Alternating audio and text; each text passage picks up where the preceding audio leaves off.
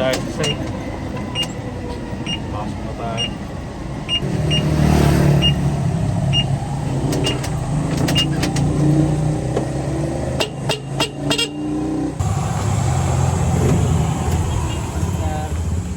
Morning. Alright, pasok na. Ito yung site na pinagtatrabahuan ko, guys. Mga tao natin siya.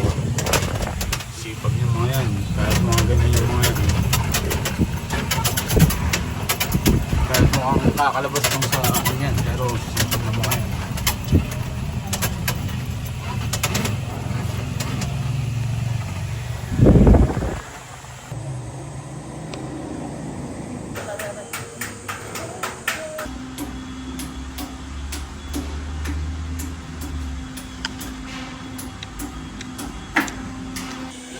Ray, yung sukat na itong natin, steps natin parehas dito, no?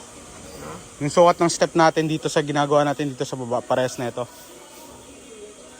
O, parehas lang, tama. Kasi yung hindi natin gagayahin yung mga nandun sa una. Yung una kasi di ba malapad ang step natin. Dito hindi, no? 40 ito. 40, tas 40 rin tong baba. Basta ito na ang lumagpas. Kasi Yung unang yung unang forma. Hindi, okay na yan. Madali na lang yan sa tiles. Sabi nga na yun dun sa Oo, di sa tiles na lang din. Ayan o. Kasi baka maapektuhan yung nosing natin pag binawasan pa natin yan. Di sa tiles na natin ayusin. 40 ito lahat.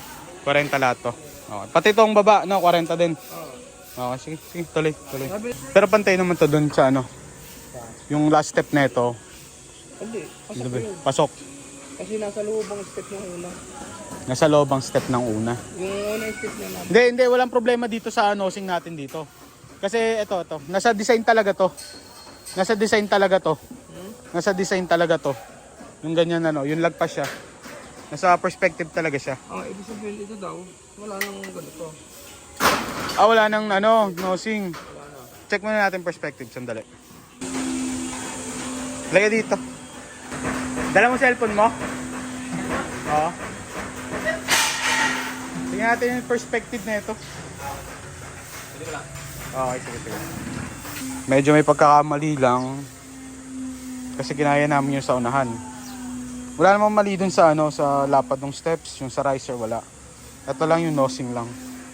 Sa ilalim.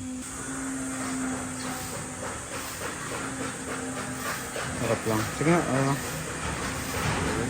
Alam mo, baka may Puro lang ito sir yung pinakauna. ceiling. Yun! Yan. Ito to. pala yun. Kala ko yun. Yun. Tingnan mo nga yung dun. Parang walang nosing yun, no? Kita ba? Pataas mo brightness mo. Ano tayo sa dilim? Wala Walang nosing. Wala sir, kita mo lang. Kaya nga yun. Naka-plus lang siya. So walang nosing, naka-flash lang siya.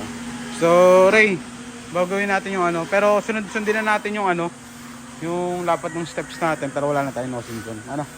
Kaya kahit diretso buhos mo na yan. Okay, hindi ka na magtitibag, dire-diretso na. Oo. Tama na dito yung... Pati yung dun sir, wala rin nosing. Wala din nosing dun, no? Yung Saan? may sa PWD na dun sa... Dun, wala dun. Pero dito meron. Ito Diyan meron. meron dyan sa may ilaw. Tsaka din meron din. Dito wala. Sa PWD wala. PWD. O sige, na to. Diretso na lang. Ano? Yela. Bakit? Saan punta? Yela, Bibili ka na Yelo. Kasi, bili ka na yelo. Gusto ko yung malamig Ha? Malamig na yelo. Ganun ba talaga yun? Malamig na yelo? Okay. Sige. Okay ka lang? So, ayun. Checking lang. Linis lang kami dito sa barracks. Ay, sa site. So, sana ma-finalize lahat ng ceiling. Kasi para makapag-kisame na kami. Tapos na-finalize na rin yung tiles. Para makapag-tiles na rin kami. Tapos dumating na rin yung gutter. Yun na naman ang kailangan namin. Dumating na yung mga ibang materials. Gutter. Yung roofing para dun sa may kitchen side. Sa porch dun sa right side.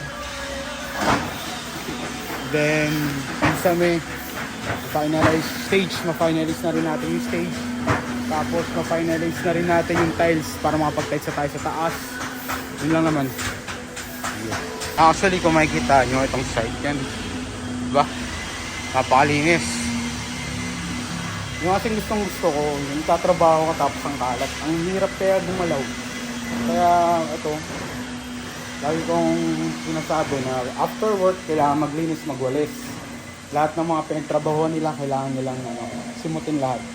Para naman magaan sa paningin, pagpasok mo sa site, at unti-unti mo nakikita ang natatapos na rin siya. Ayun.